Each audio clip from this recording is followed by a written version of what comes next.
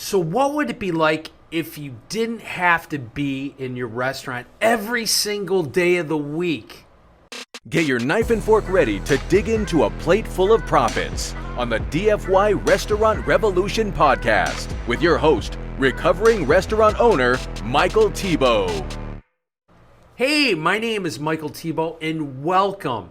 Thank you so much for listening to our podcast. Brand new, this is the very first episode of the Done For You Restaurant Revolution, serving you up a plate full of profits. So I'd like to introduce myself.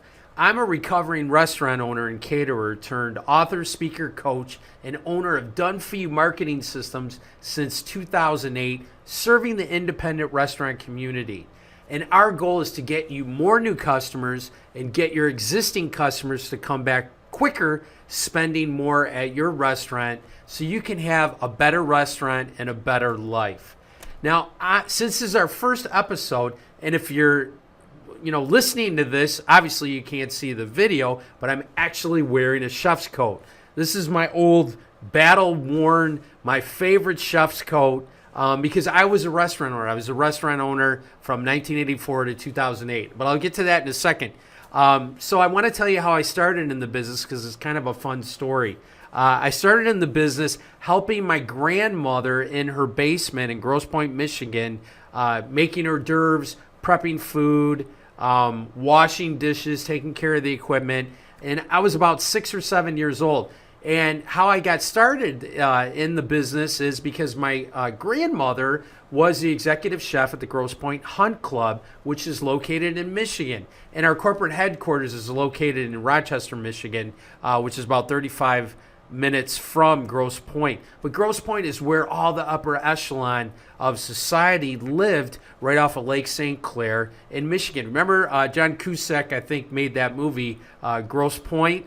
Well, that was made about Grosse Pointe, Michigan. So she would cater for, the Fords and all the different auto executives, the upper echelon of society. She would go into their houses and prepare meals and cater dinner parties, family affairs, weddings, business meetings, anything that required, catered food. So she was actually the head chef at the Grosse Pointe Hunt Club, and then transitioned into having her own business. And I started helping her when I was old enough, where I didn't have to stand on a stool.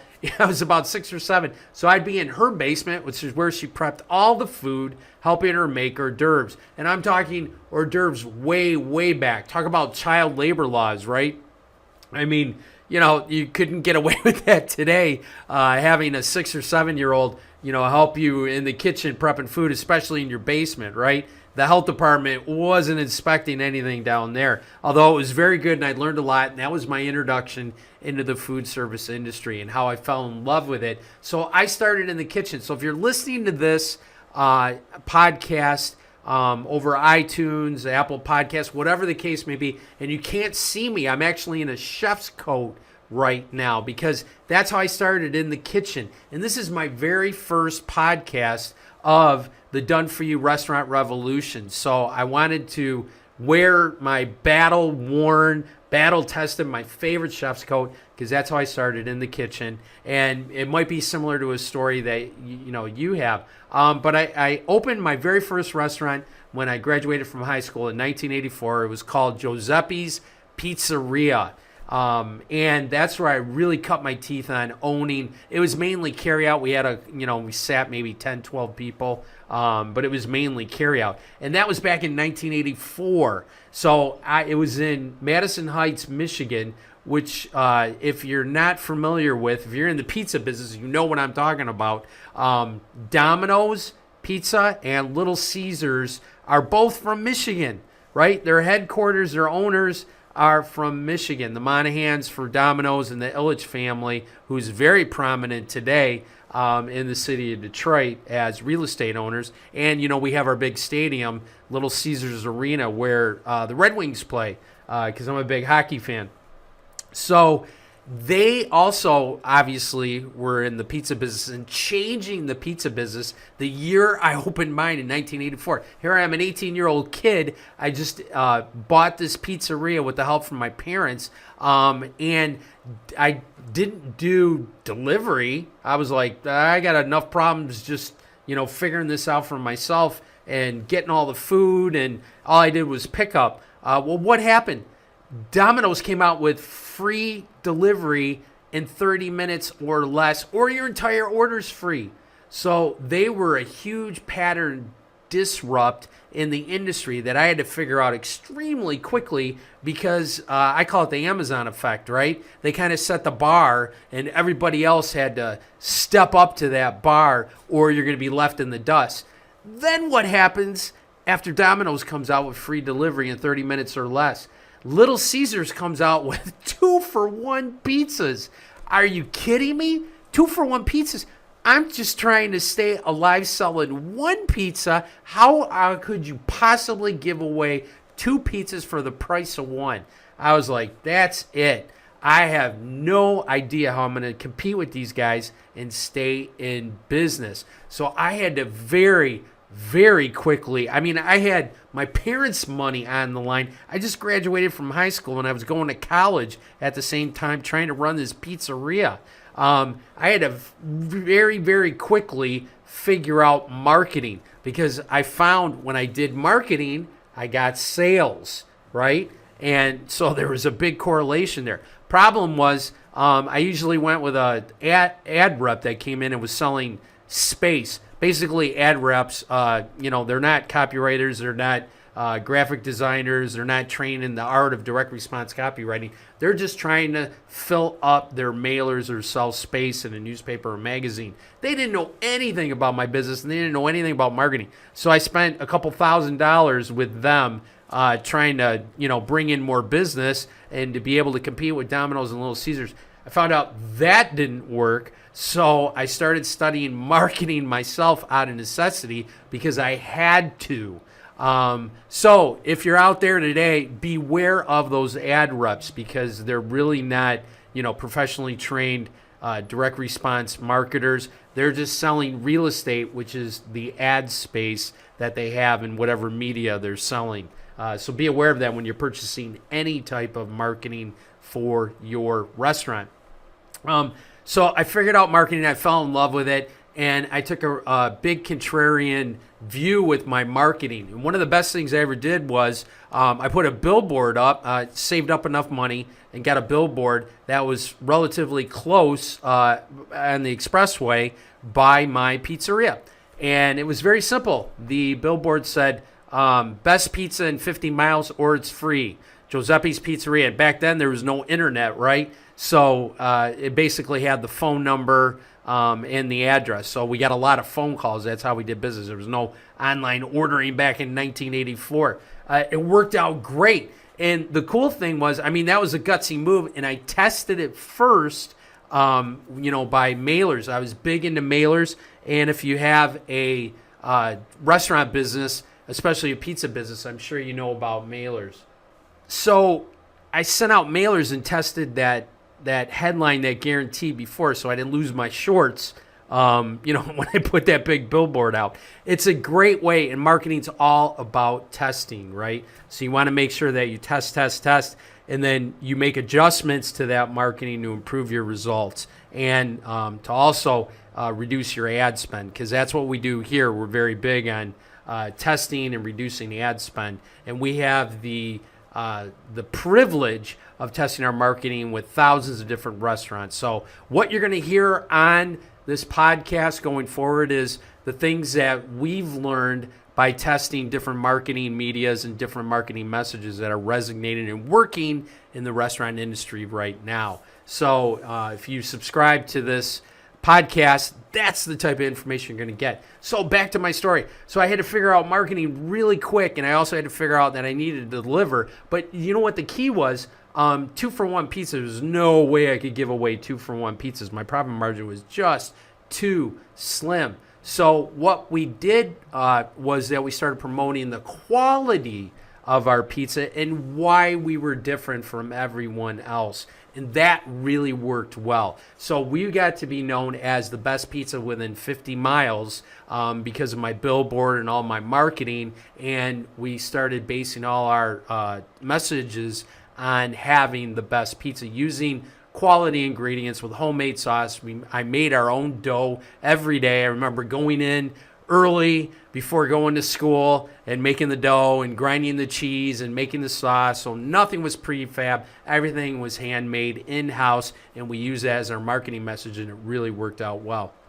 And I also developed a catering business out of the back of the pizzeria. So that was good, and it was high profit. So I was on my way in my culinary career and owning 6 restaurants in a very, very large catering business over a 24-year span. So I sold everything in 2008, all the restaurants, the catering business, the whole kit and caboodle, and started helping independent restaurants get more customers and get their existing customers to come back more often with no work on their part. That's why we're called done-for-you marketing systems. So that kind of gives you a background of what we're about, what I'm going to be talking about during these podcasts, and my philosophy and background on marketing for restaurant owners.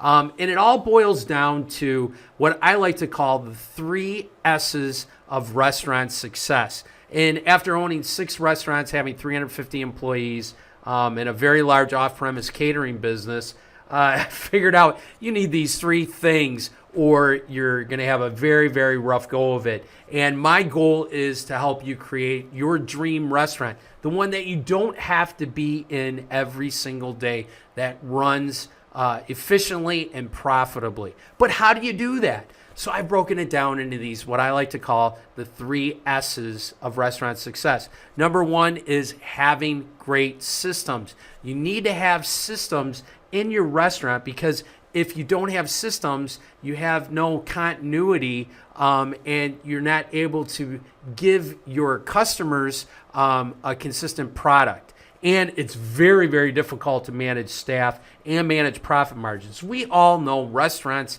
are very, very tight profit margins, right? The national average is around a nickel on every dollar if you're turning a profit. Now, there's lots of restaurants that do better than that, and there's a lot of restaurants that lose money.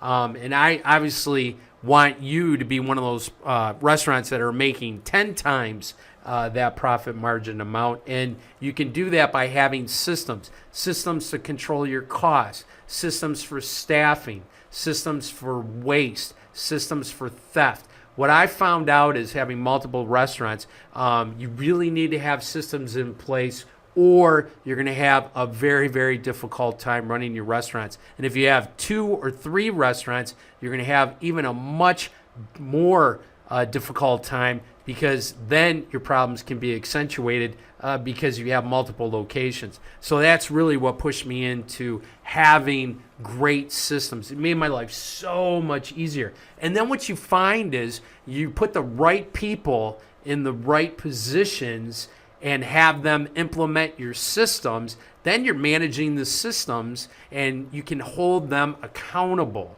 And like I said, you need to systematize everything in your business. That'll make your pillow much softer when going to sleep at night as a restaurant owner, because we know it can be super stressful and very, very difficult to run your business. And I want to make sure that that does not happen to you. So the first S is systems.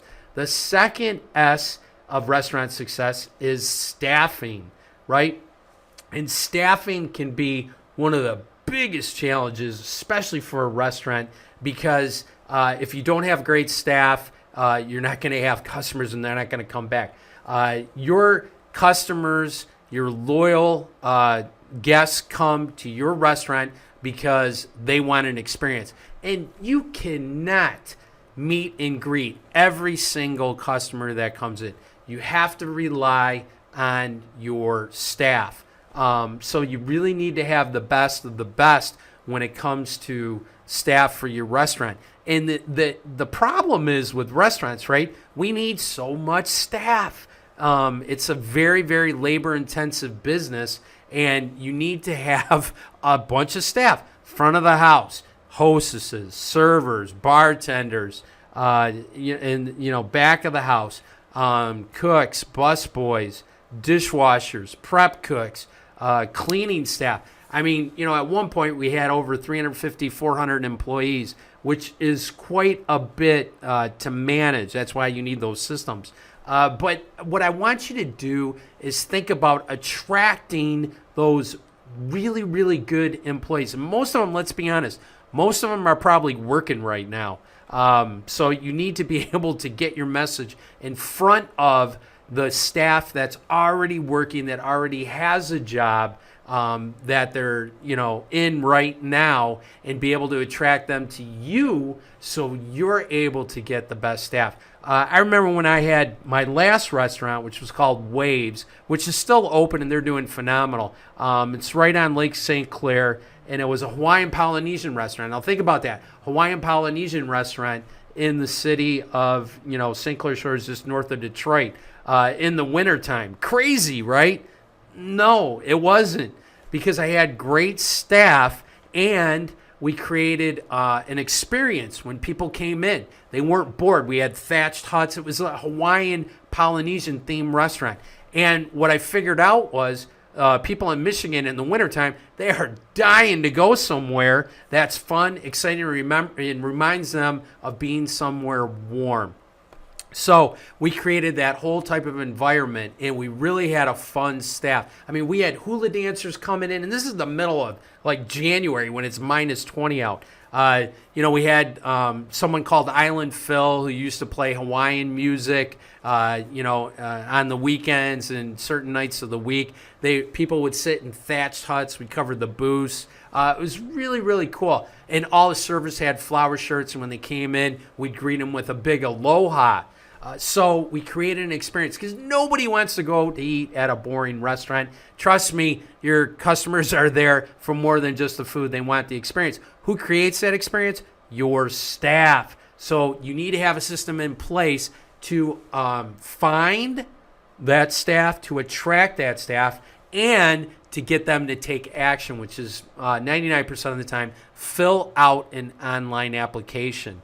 So staffing is very, very important to your success, and probably your biggest challenge and biggest, problems that you deal with on a day-to-day basis. At least that's the way it was for me.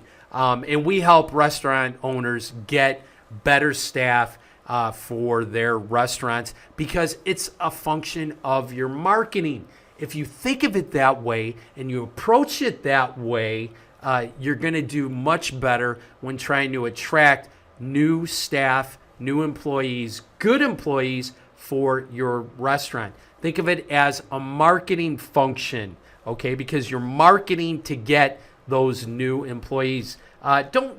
So when I opened up Waves back in 1999, way back, like I said, I had a really good training program. I was able to hire excellent employees. So other restaurants noticed, right? I had major companies. I'm not going to tell you the name of it, but you could probably figure it out. It's a Hawaiian Polynesian theme, and they're in all 50 states. They would actually call my restaurant and offer my employees more money than what I was paying to steal them away from me to come work for them. And then I had a restaurant that had a competitor down the street. He was a half mile away, and he had 6 or 7 restaurants. And I think his training program was to come in and steal my managers by offering them more money than what I was paying them. And so what you need to do is take care of your staff, right? Because I made it such a great working environment that my staff wouldn't leave. And the longevity of my staff was measured in years, not months or days. So I'm not a huge advocate. There is a way to ethically get staff from other employers. Like I said, the good ones are already working. You know that, and I'm going to go over that in another podcast. But I want to talk about the third S of restaurant success, the third secret The secret S is sales. And we all need a steady stream of customers coming through our doors. Obviously, if you want to operate, I don't care what business you're in, nothing happens until a sale is made. And everything's based on that. And that's a function of your marketing, which is what we're going to talk about and what we're going to focus on, because I want to make sure that you have the maximum number of customers coming through your door so you can create the restaurant of your dreams. And what I learned very early on is sales cures a lot of woes in the restaurant industry. If you have cash flow coming in, it's so much easier to fix your profit margin, to attract the best staff, because the best staff do not want to come work for a slow restaurant. Let's just face it. No one wants to stand around, and the servers and the bartenders aren't going to be making tips. So if you want to have the best staff around, you got to be busy, and that's a function of your sales. So everything kind of focuses on that foundation of having a good system for your marketing program to generate sales. And there's lots of different ways to do that, and there's different types of marketing for different segments of your customers. And the two biggest are new customers and getting your existing customers to come back more often. New customer marketing is totally different than getting your existing customers to come back. And I'll cover that in a future podcast that we're doing specifically on that third S, which is sales.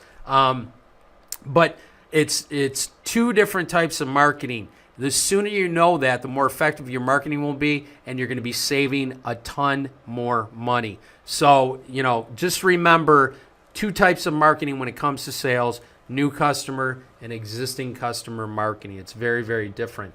But you need to be doing both, because without a steady stream of new customers, your restaurant's going to die. And that's what we focus on at DFY. That's the hard type of marketing that nobody likes to do because it's always changing, and it's much, much, much harder to get a new customer than it is to get an existing customer to come back more often, spending more money. We do both, but we focus on new customer acquisition for restaurants because that's the hard stuff. And not that we're masochists, but we like doing it, and we're really good at it. And it's a lot of fun because we get to test different types of marketing messages and media and help out restaurant owners, because we'll get them through the door, and it's your job to convert them into long-term customers that love your restaurant because of the systems you have in place, because of the staff that you have that's taking care of them, and because of your marketing. Yes, your marketing will attract the customers that you want